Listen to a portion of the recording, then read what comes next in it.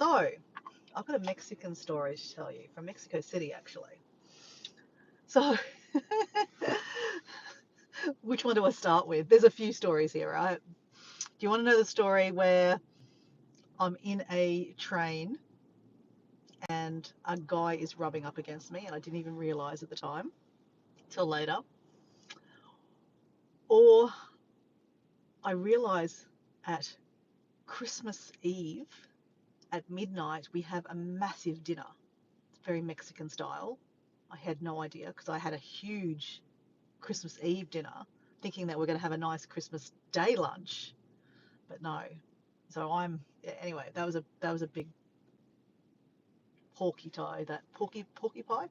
I was very full. Anyway, that's another story. Another one is where I put my phone down my pants at a market in Mexico City. And then another one, there's a few in Mexico City, where I was staying in an area where there's across the road is a big market, which is like the biggest black market, where basically you go in there and you can find someone to kill someone for you. It's that kind of market, right? It's black market kind of stuff. Um, and I stayed in a hotel across the road from it, not even knowing that it was a really dodgy area. It didn't appear to be dodgy. It was quite a nice little area, but it still has that undercurrent. So, yeah, take your pick. But I'm going to tell you the funniest one for me is I'm on a train.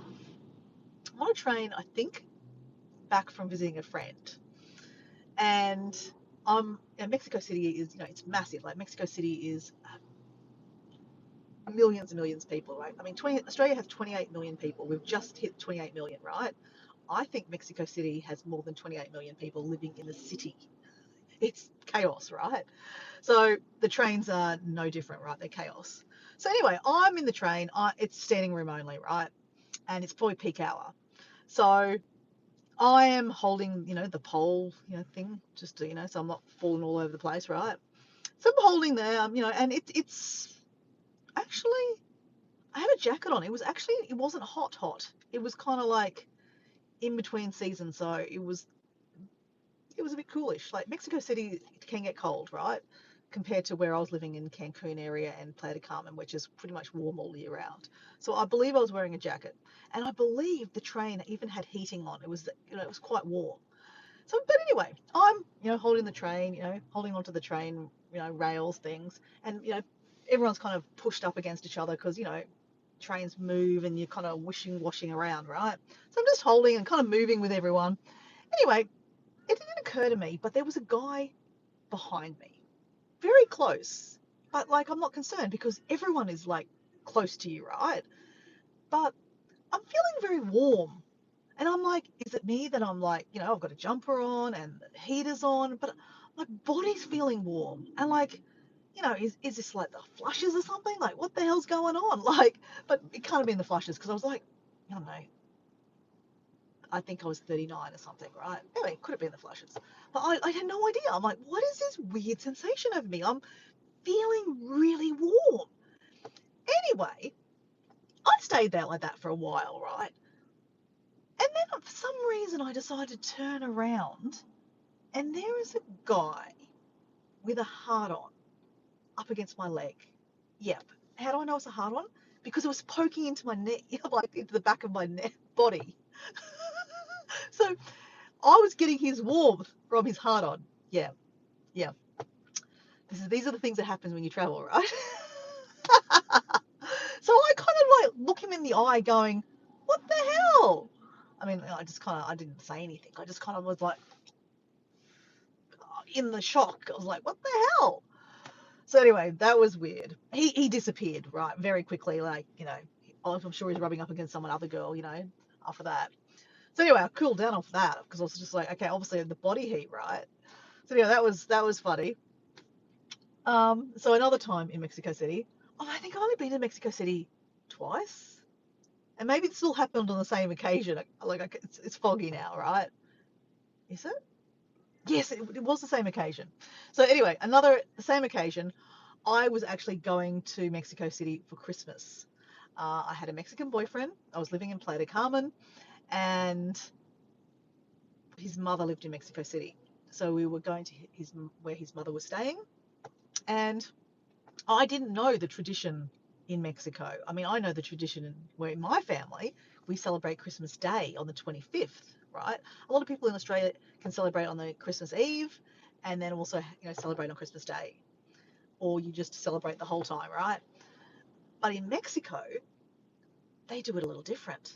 I mean, remember, Mexico's a little bit like they're very Catholic. Well, not all Catholic, but religion is very religious in Mexico. Okay, very religious. So, coming from that religion, midnight mass, right? So after midnight mass, you have a something to eat, right? Because you've been at midnight mass, so you can have something to eat. But they kind of skip out midnight mass now. They have a midnight meal. Like, it's crazy. Like, I had no idea. I had no idea. The boyfriend didn't kind of warn me. I don't know. He maybe thought he just presumed I knew. I have no idea. But like, we get to we fly in on Christmas Eve, and of course, we have something to eat, right? And of course, I'm starving. I'm just, a pig. I'm eating. And I'm thinking, like, well, this is it. I'm having dinner, right? And then tomorrow we'll have, a Christmas lunch. Anyway, finished dinner. I'm full, actually, because, that's what you do. You're full. So I'm like in food coma, like ready to go to sleep. And the mother, the Mexican mother, like boyfriend's mother, starts cooking. And I'm like, oh, she's, getting everything ready for the next day. But the boyfriend's like, no, she's not doing that. She's getting ready for midnight meal. I'm like, what do you mean a midnight meal? I've just had a meal. I'm in a food coma. It's like, no, we're gonna have a midnight meal. That's the Christmas lunch. Like, that's the Christmas meal. That's the Christmas thing. And I'm like, what? I'm like, I couldn't possibly eat anything at lunch, like dinner time. Like, this is like probably like 3-4 hours away. I'm like, oh, how do I like get hungry? Because like obviously this is like technically the mother-in-law, right? She doesn't speak any English. I hardly speak any Spanish, so like it's hard to communicate, right? And this is her boy. I'm this Australian girl, probably going to take the boy, her son away from her back to the other side of the world. So she probably didn't like me very much, and it did actually happen. So she doesn't really like me at all. But anyway, but I didn't want to be impolite and not eat anything at dinner time, right? At midnight mass or midnight dinner. So I'm like, I've no idea. Like, I was just drinking water, hoping that I would go to the toilet so I could kind of make some room to have dinner, midnight dinner. So anyway, yeah, I somehow managed to have midnight dinner, and I probably didn't eat a lot, I'm gonna be honest. It was like a full-on dinner, like a roast of some description, and like Mexican kind of foods. I can't remember. I'm gonna be honest, I can't remember. I think I was probably in a food coma, that's why. And I probably was drinking too, so that would be the other reason. So, yeah, so consequently, Christmas Day was nothing. Like, basically, food coma and nothing. No Christmas lunch. I'm used to Christmas lunch in Australia. So, like, no Christmas lunch, just your normal. I was just like, oh, okay. So obviously, if I'd had my time over, if I'd known it was lunch, midnight was Christmas lunch or Christmas dinner, I wouldn't have had the meal, a big heavy meal for dinner, and I would have really enjoyed, the big meal. But anyway, these are the things, right? But that was, it was a really interesting experience, got to say. Like, having a Mexican, like getting a boyfriend from a different country is a great, great cultural experience, good and bad. Good and bad, trust me, good and bad. But yeah, that was an amazing experience to have, to experience a Mexican family kind of Christmas. Yeah, it was cool, really cool. Now, my other story was I told the getting rubbed up against by some weirdo in the train, um, the Christmas, and then the other one was, oh, there's two more left. Then the other one is where I stuck a phone down my pants. Okay, so we're going to the biggest kind of flea markety thing in Mexico City. Now, it's not a tourist thing, okay? So Mexican locals know about it, but Mexican tourists aren't going there, okay? Because it's apparently quite dangerous. Like, people steal phones there and steal everything, so you don't go there as a tourist. So obviously, I have a Mexican boyfriend. So he lived in Mexico City, so he knows this place. He goes, it's really, really good. You'll love it, right? You've got really good like food and drinks. You go there and have alcoholic drinks, and you go there and have a meal. Like it's right up your alley. I'm like, I'm there, right? But he goes, look, leave your phone at home. He goes, it's really dangerous. I know you love taking photos. Now this is like, mind you, going back 14 years ago, right? So this is before I started a YouTube channel. I wish I had a YouTube channel back then, but anyway, didn't. So I was still taking lots of photos and videos. Nothing like now. I take a million of them now, but I still obviously like taking photos and videos, right? So he's like, don't take your phone. It'll get stolen. I'm like, I kind of feel naked without it, right? Like I'm not, like, I mean, I trust the boyfriend. Like I'm not going to get lost in the, middle of nowhere, but I just felt like I needed to take the phone. Yeah. Anyway, so he goes, okay, if you have to take your phone, put it down your pants. He goes like literally down your pants. I'm like, okay. So we get there on public transport, and it's, I'm a little bit scared already, kind of thinking, God, is this like really dangerous? But anyway, we get in there. It's actually really cool, like really cool. Like you walk in and like, have you ever heard of micheladas? Oh my God, micheladas. Oh, I could, I'm pretending I'm drinking a michelada. Okay, so a michelada, sidetracked here, a michelada is a specialty in Mexico.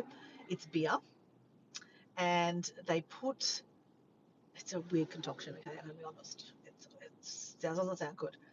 I can never say this word. Worcestershire sauce, it's weird, in there, lime or lemon, sweet lemon, yeah, what else? And then on the rim, hey, someone, hi, how you going? I'm just telling a travel story. Ever heard of minchelada? I should probably get my glasses, that way I could actually see the chat. I never can see the chat. Um, and then they rim the side with chili. So it's just a amazing flavor, amazing flavor. That was Indiana Funny Farm. Hey, Indiana Funny Farm, how you going? So have you ever heard of micheladas? I'm just telling a travel story from Mexico City, a few stories from Mexico City. So it's called Spilling the Tea, this little series I've got, hence I'm drinking tea. So anyway, another step further with michelada is they have one called chamoy. Chamoy, I'm not exactly sure what chamoy is. It's very, very sweet. It's like a lolly kind of thing. You love enchiladas. Okay, so minchelada? Yeah, michelada is a drink in Mexico that they drink. Oh my God, it's so amazing. It's beer, basically it's a beer cocktail.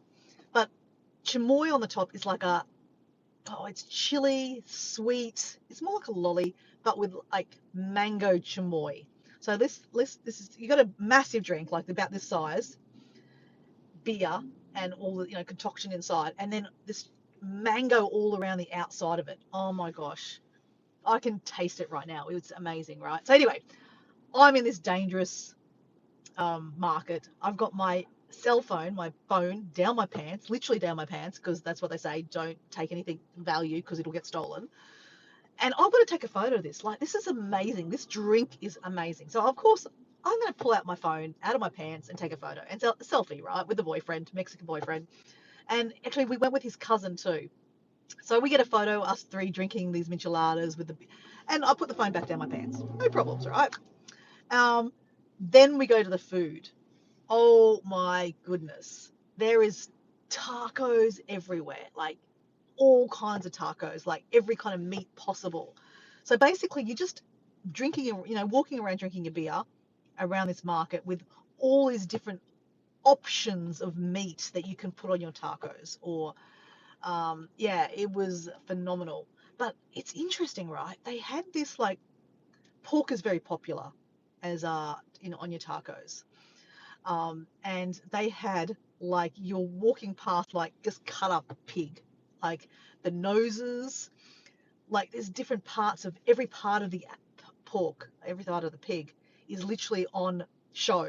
So whatever you want. Do you want the tongue? Do you want the nose? Do you want the, I don't know, the feet? I don't know, whatever. But basically, they're just cooking up every part of the pig, and the pig is just all cut up in front of you. So there's like, it was crazy. It was an experience. Um, Again, I had to take photos of that too, didn't I?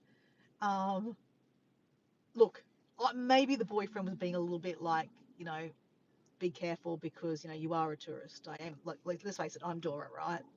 Um, I stand out like a sore thumb. Though in saying that, like in Mexico, maybe I didn't stand out so much. But other countries I do stand out a little bit, especially in Asia. I'm a little bit like a foot taller. I mean, a little bit taller than most people. But anyway, so it wasn't a bad experience, even though I was warned, don't take your phone. Well, I wasn't going to take my phone, but I'm glad I took my phone. I'm really glad I took my phone because I needed physical evidence. Like, I mean, I'm one of these people that take photos, right? People give me shit all the time about, being at nightclubs and stuff. I go to a lot of DJ events, right? And I take video footage of the night. And people are like, why do you do that? Why don't you just dance and enjoy the moment? Because I am dancing and I'm enjoying the moment, but I love taking footage of the moment. Then I watch it. I watch it again. Like just recently, I was watching my film footage of a rave that I went to in February in Sydney, and I'm just reliving the rave by watching the videos. It's amazing. So anyway, the same thing happened with obviously that trip to that market. I can look at those photos and just remember those moments and like go, it was crazy. Like, I mean, yes, it was supposed to be a dangerous market. I didn't feel like it was dangerous at all. But I'm sure if I didn't have the Mexican boyfriend, right, and I was just walking around the market by myself, I'm sure it probably would have been a completely different experience, right? I probably wouldn't be drinking. My mum's listening to this going, what the hell? I wouldn't have been drinking, obviously, if you're by yourself. I mean, a lot of times I do solo travel, so I am not stupid, right? I'm not going to get drunk at a market. I specifically was there with a boyfriend who's Mexican, who lived in Mexico City. So, I think he knows the way, right? And his cousin is also from Mexico City. So I felt very safe. But at the same time, I'm not flaunting. I'm not wearing a Rolex, watch and, diamond rings and diamond earrings, right? And flashy clothes. I'm just me. Um, yeah, with a phone, but I'm not, holding it around everywhere. I'm just kind of like taking a quick photo and putting it back down my pants. So yeah, that was it. That was interesting. That was very interesting. And then another experience talking about kind of markets. So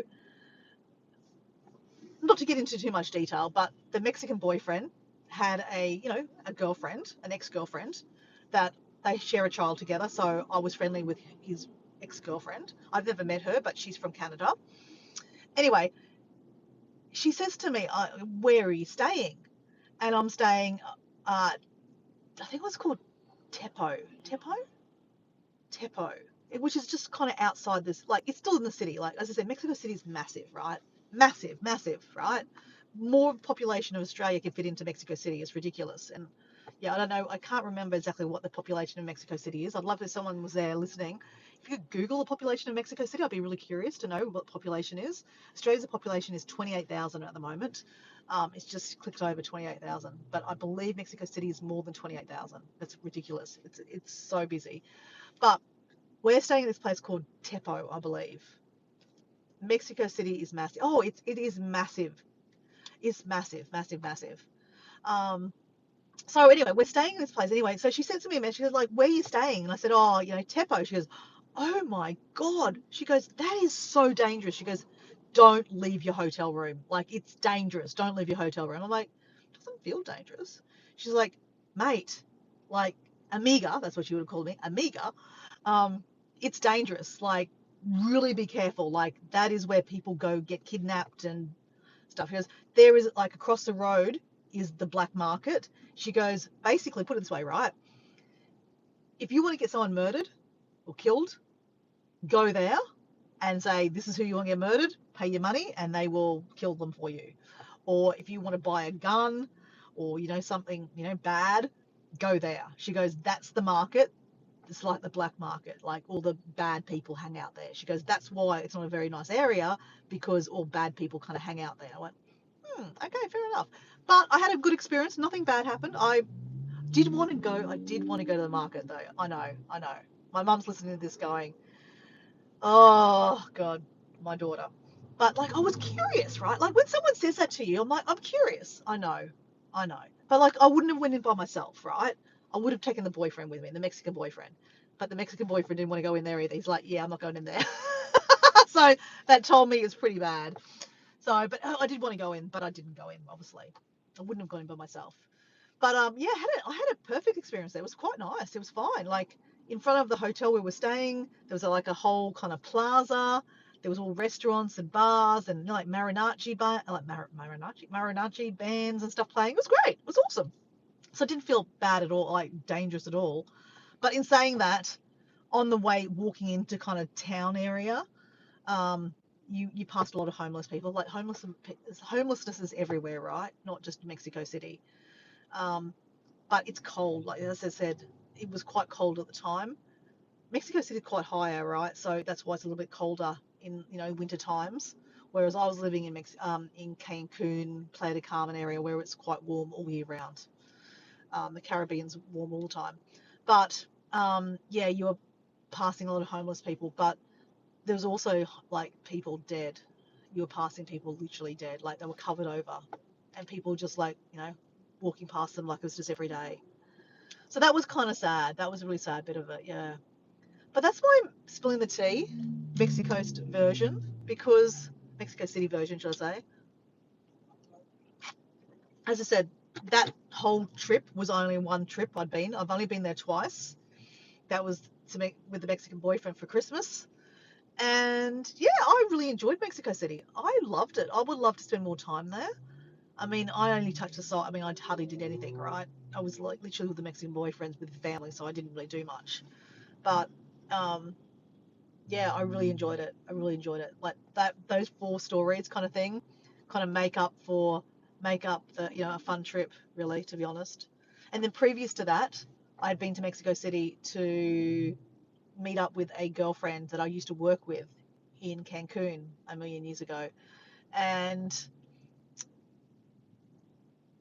I must have just went, yeah, I stayed at her house. She picked me up from the airport. I stayed at her house on the outskirts of Mexico City, and we went and did some touristy stuff like the hop on, hop off bus. They go, they're everywhere, hop on, off bus. It was pretty cool actually. And then we went out to the Aztecs. I can never say it. Tichachali, I don't know. The Aztec. Is it called the Moon Palace? The Moon Pyramid? I think it's the Moon Pyramid or the Sun Pyramid. Sun Pyramid. Very, very cool. Very cool. And that was the first time I tried cactus. Oh my goodness. Has anyone tried cactus? The prickly pear? So obviously the leaf, it's got all the prickles on it. So basically you cut all the prickles off it and they stir fry it. Oh my God. Amazing. Amazing. Really like that. Amazing. So anyway, that's my spilling the tea. That's all I have to say. Um, yeah, this is spilling the tea. There is a playlist. They're always like just 20 minute, half an hour bite-sized pieces of just funny travel stories. Yeah, so that's it. Spilling the tea. Check out the playlist if you want to see some other ones. Ciao. See ya. Funny farm. Bye. Someone's got only alcoholic drinks with prickly pears. You've only had alcoholic drinks with prickly pears. What do you mean by that? So, alcoholic drinks with prickly pear. So you had the tuna. They call it a tuna, I think, in Espanol, a tuna. Is that what you're talking about? Because it's actually tasty. Hey, it was really tasty, really tasty. Really enjoyed it. So, Funny Farm, what's your name again? I can't remember your name again. It's not Nina. I'm trying to remember your first name instead of calling you Funny Farm. Though Funny Farm does sound good. But I'm gonna go because I want to drive home and yeah, get home.